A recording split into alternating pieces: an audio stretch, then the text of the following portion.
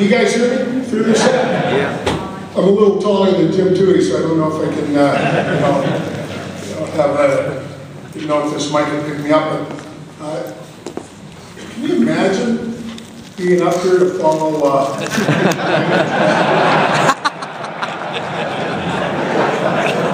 tell you what, it sucks, man.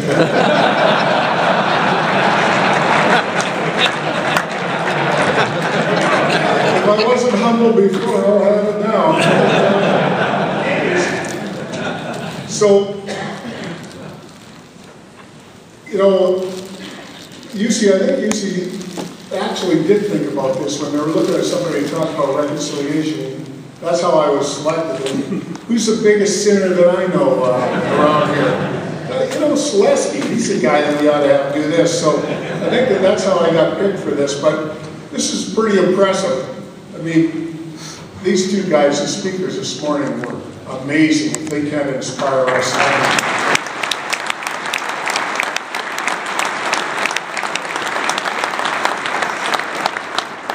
And, you know, I want to thank all of you for showing up.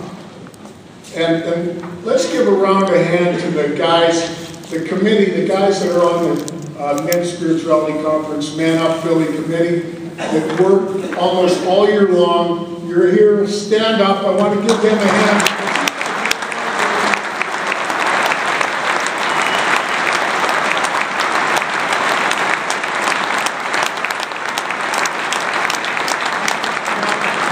I want you to know something about those guys.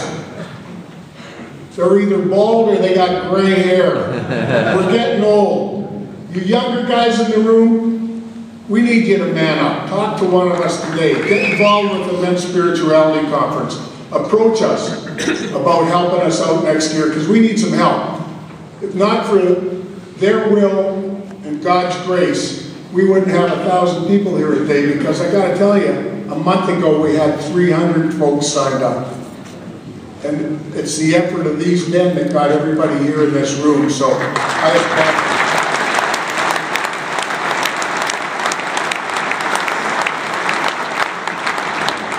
I'm going to talk a little bit about my background and about growing up. I'm going to kind of give you, you know, 63 years and 15 minutes, one of those fast slideshows.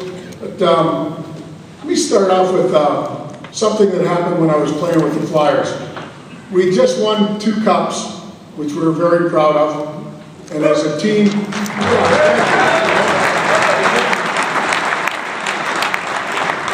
and don't get your hopes up. I don't know if there's any cups on the horizon anytime soon. You know, and you can pray all you want. I don't know if praying will help you get there this year, but so, you know, pray for them to have the strength and the will to give their best shot. That's what I pray for. So, you know, the third year, we had aspirations. We were hopeful to win that 3-peat that the city was all excited about. And we're in the first round of the playoffs, and we were playing against Toronto Maple Leafs. They had a pretty tough team, and we had some real good rivalries with them, some tough games. And we were down 2-0 in the series. We were supposed to beat these guys, and we were down 2-0. And our coach back then, hopefully a lot of you remember Freddie Sherrill. Freddie was, they call him Freddie the Fog. He was a guru. He was a guy that was way ahead of his time in the ranks of coaching in the NHL. He implemented a system for us. He did a lot of good things. And he was a very cerebral coach. But before every game, Freddie would always come in and he'd give us a talk, a little bit of motivation, but mostly talk about the strategy that we had to execute that night in the game. And this particular night, he came into the dressing room. The dressing rooms back then weren't very elaborate.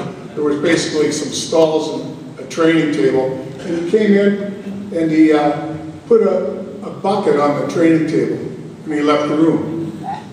And so we're all saying, okay, what's Freddie up to? And we're waiting for him to come in and talk about the game. He never came in. And the 3-minute buzzer went off for us to get ready to go out on the ice. Still no Freddie. So we all looked at our leader, Bobby Clark, who was our captain, and Clark said, well, we better lace him up. I don't know what happened to Freddie. He might have disappeared, went off wandering away somewhere. So about a minute before we got on the ice, Freddie Sherrill came in, and he went over to the bucket, and he said to one of my teammates, Ricky McLeish, who was 50-goal scorer, one of the better players on the team. He said, Ricky, come on over here. So Ricky walked over to him and said, Ricky, I want you to roll up your sleeve. So okay, Freddie, whatever you want. I'll humor you. He said, stick your hand in that bucket of water. So Ricky stuck his hand in the bucket of water. He said, now pull it out. Ricky pulled it out. He said, see the hole that's left?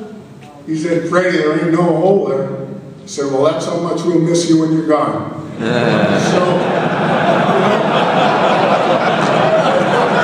I took that message in life, and I've kind of lived by that rule.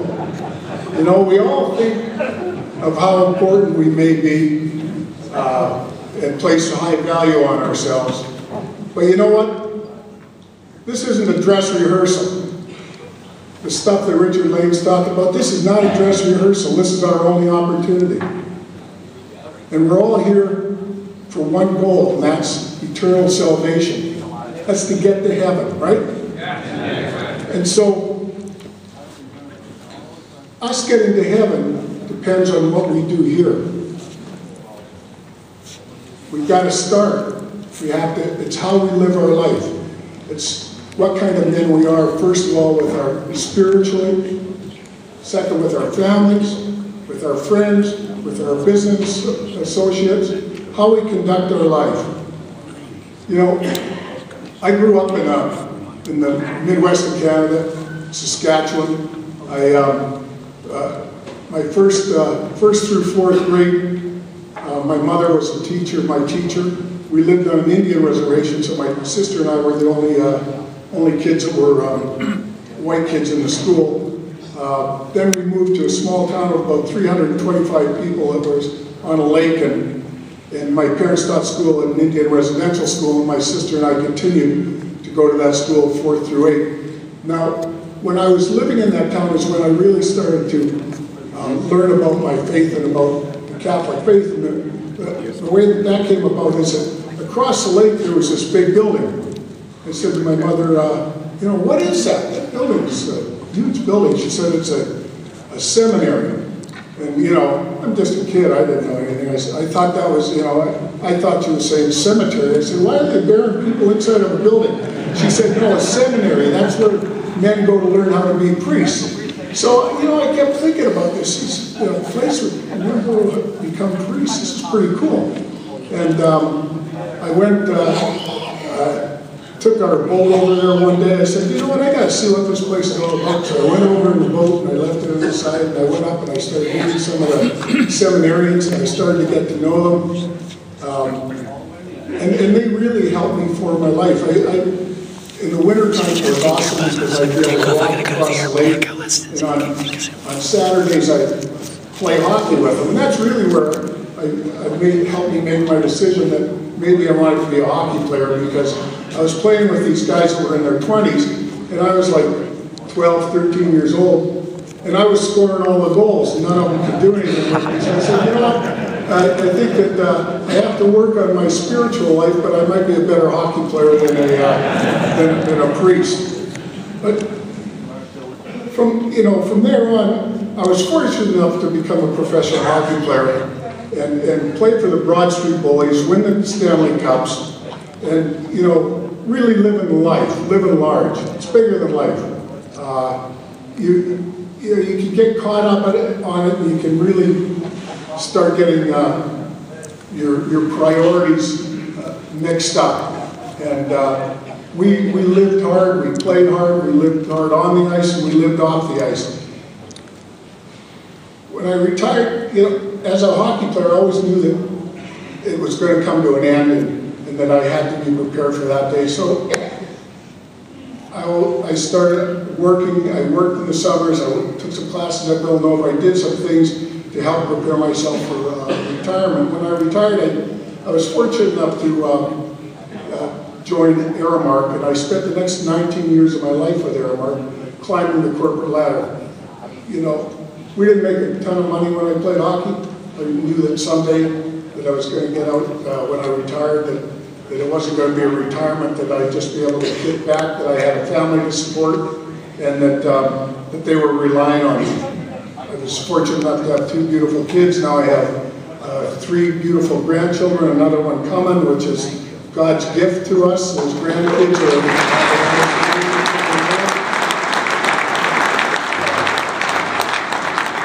So, when I left Aramark, I went to work for a technology company, which I thought was a great opportunity. I was going to be running this technology company. The trouble with a technology company, I don't know how many of you are in technology, our software wasn't very good.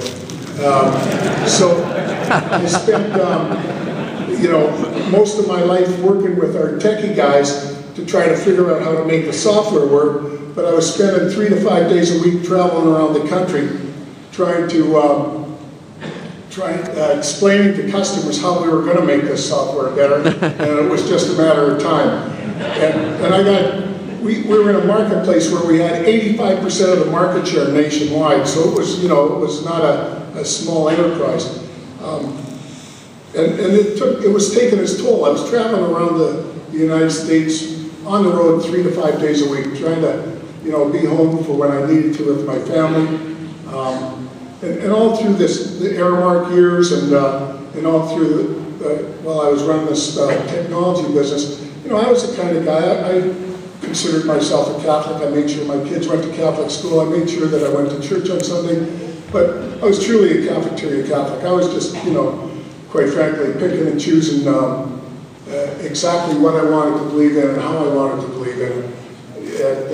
And convincing myself that, really replacing God with myself, putting myself in the place of the higher authority. And so what happened to me was I had a ton of anxiety in this, not only the job, but just my sense of well-being and how I felt about myself was just building up inside of me. By the way, there's nothing like, when you recording this, you should turn this part off, Stephanie, here, but it really, it was bothering me about, something was wrong, and I didn't know what it was. And it came to a head, one night I was in California, and I woke up at 3 in the morning, and I had a terrible fever, and the bed was soaked. I was soaking wet. And I get the chills when I think about it still. But I lay in bed the rest of the night staring at the ceiling saying to myself, what are you doing? What's your life about? What are you here for? Where are you going? You could die in this hotel. And would anybody even care? Have you had an impact on anybody? And are you living this life the way that you're supposed to be living it?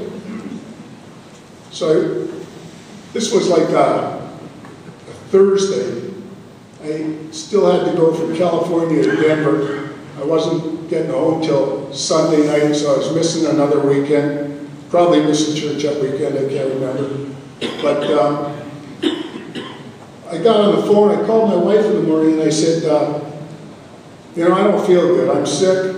I'm tired of this. I got to change my life.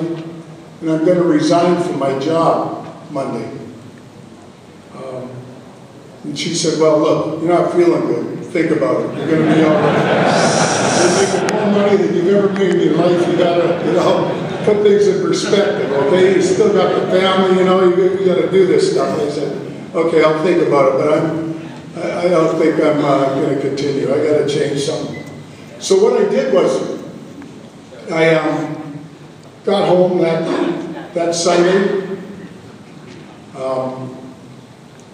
And Monday morning I resigned, walked away, and for about the next 6 months I did very little in getting my life in order.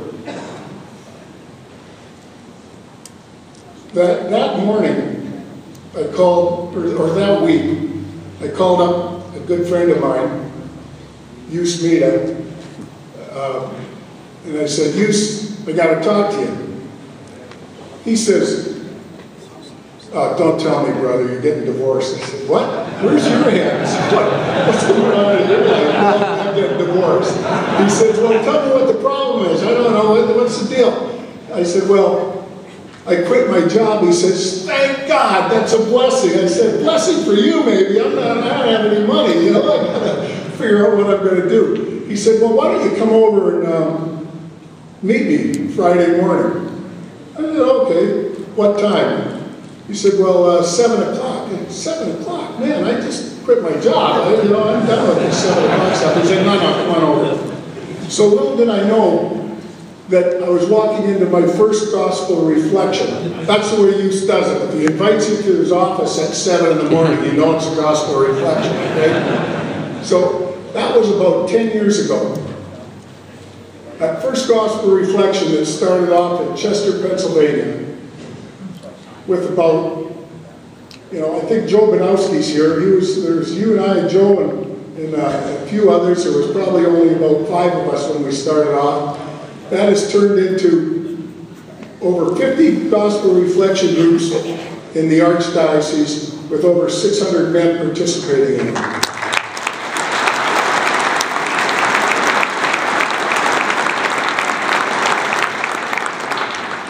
We'd like to see gospel reflection groups in every parish in the Archdiocese. Any of you want to start? How many participate in the gospel reflection group today? Let me see. That's good. That's good stuff. Why don't you grab on to a guy next to you that participates in one, or if you want to learn more, grab myself or Eustace or anyone, and we can talk about how you can get gospel reflection groups going in your parish. It's the stuff that Richard's talking about. It's man up, let's get out and do it. I have never regretted that day. Now the next part of this, how many of you gone to confession in the last month? Okay, you can leave. You don't have to listen to this. The rest of you can hang out here. What happened to me is with youth, I went to this gospel reflection group. These guys kept talking about reconciliation and confession. I'm like, I go to the big guy. I don't need an intermediary. I can handle this. I know my sins. I know when I'm sorry. But they kept bringing it up. And the more I kept thinking about it, I thought, you know what? Maybe I should try this. Maybe it'd be something good for me. So I finally got up the courage to go. First thing I did was, I looked at what parish far enough away where nobody will recognize me and where it's going to be safe, okay? I found it. Then I drove over there, figured out what time confession was. I go in, I'm still, okay. I'm outside the church, I'm starting to sweat. I said, how do I do this? It's been a long time. For me, I don't even know how long it was. I think it was like 25 to 30 years. I can't even, I'd be lying if I could tell you the truth about how long it was. And I thought, how do I do this? The good news is that I'd heard these guys talk about this, doing this, a confession that was just what do we call it? General confession. I thought, general confession, that's what I need. I'm going to get the easy pass confession, okay? I can manipulate this deal. I got to figure it out, right? So I go in to the confessional, kneel down. By this time, I'm really sweating. And bless me, Father, for I have sinned. It's been 30 years since my last confession. I'd like a general confession.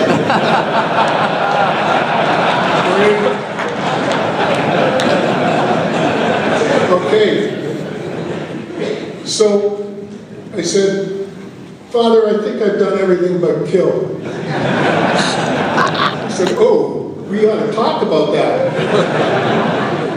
So we actually had a great conversation, a lot of good interaction back and forth. And I walked out of that confessional realizing that I killed people. They were just still walking around. I killed their spirit. So I'd done it all. But when I left that confessional, that day forward truly changed my life. It lifted a burden off of me. I felt like I had a ton lifted off my chest. It was the best day of my life. And it's changed, it really has changed me as a person. It changed my outlook on life. Now, you know, it's helped me really reflect on my faith, my spirituality, and what it's all about. There's a few things I'll just share with you that have been helpful for me. How much time? Do I have a few more minutes? Am I good? It's like starting to think about what's this faith all about, and what are the attributes that I need to instill in myself to build my faith. And some of these will possibly be helpful to you. The first one is discipline. Discipline. Now, when I played for the Flyers, you know, everybody thought that we were a bunch of goons just out there fighting. We didn't have a lot of discipline. And quite to the contrary, Freddie Shiro was way ahead of the time. He had a system in place that we practiced every day. That's all we did. It drove us nuts. But we had to play within that system, and we had to be disciplined within that system. We need to do the same thing with our personal life and our prayer lives. We need discipline. And we all have some bad habits, so we need to get that discipline of prayer life into our routine, because bad habits come on real easy. Good habits take a long time to change. So discipline's the first thing. The next thing is responsibility. You know what? I'm a leader. I'm a leader with my family. I'm a leader in business. I have a responsibility to employees. I have a responsibility to my friends. And I have a responsibility to God. Responsibility. Just like when I played hockey. If I didn't check the guy that I was supposed to be checking and take care of him on the ice, I'd let down my teammates and score a goal. It's no different in life. We don't take responsibility. We're letting our teammates down, our family down, our friends. Discipline, responsibility. Third thing is integrity. What I do and what I say is the same thing. It's about how we gotta live our life. We have to be people of integrity. And believe me, when we had guys in the locker room that would shoot their mouth off, I'm going to do this, I'm going to do that, you know, I'm going to talk stuff all the time, and then go out on the ice and not do it, we call them out. We have to call ourselves out. We have to be people of integrity. Discipline, responsibility, integrity. The other one's perseverance. Because we're all sinners. Richard talked about it. We all sin. We're not saints. We're going to fall. We have to persevere. We got to get up when we fail. We got to stand up, and we got to get up and do it again. Discipline, responsibility, integrity, perseverance. Courage. We got to step up to the plate. It takes courage to profess our faith and to do it in a positive way.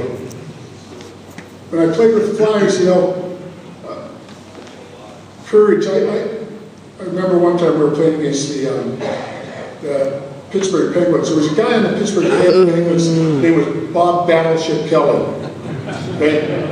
He was a heavyweight Golden Gloves champion. Right? We're in Pittsburgh one night, there's a brawl breaks out. Everybody's fighting. Schultz, all these guys, tough guys on our team, now pick the guys. You know what? I turn around, guess who's left? Bob Battleship Kelly. He beat me within an inch of my life. When we finished this fight, I had cuts over both eyes, I had lumps all over my head. And finally, mercifully, I was able to grapple him down and get him to wrestle him to the ground. I wish I would have been a better wrestler like you, so you know, I might have done it quicker. He beat me unmercifully. So the fight's over, everything's over, everybody's going to the penalty box. A couple of my buddies started fighting again. I'm like done, right? Guess who's left?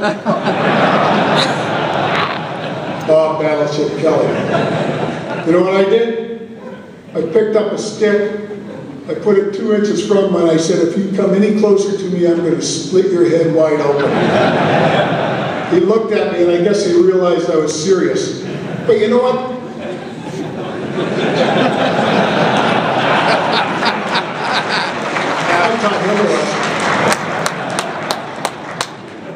But you know what? That didn't take as much courage. That was, you know, I didn't choose that. What takes courage when we're a hockey player is not the same as what it takes courage to the little things every day in life. It was going into the corners, playing in the corners, the tough places in front of the net, where you know you're going to get hit, where you know guys are coming at you, and you're going to go there anyway. It's the same in our lives. The example that we got to set on a daily basis in the little things. You come home, you're tired, you're irritable, your wife wants your attention, your kids want your attention. Leave me alone, I don't want this. It takes courage to just slow down, spend the time, and listen to them. So discipline, responsibility, integrity, perseverance, courage. The other thing is charity. Love. We got to do it all with love. Love in our heart. Love in our heart. For everyone. Even the people that are, even the Bob Battleship Kellys.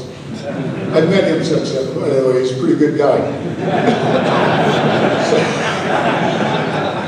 he told me he felt bad for me.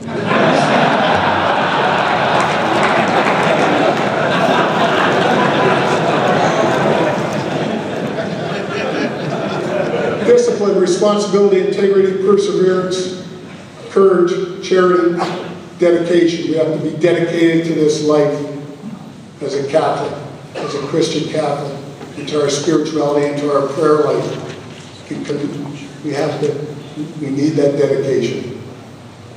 What we need to do today is partake in the sacrament of reconciliation and support each other. You know, we really do need to support each other. It takes, as men, we need to step up collectively. So, please take the time, go to confession today. Thank you for patience and persevering through listening to me today. God bless you all. Thank you.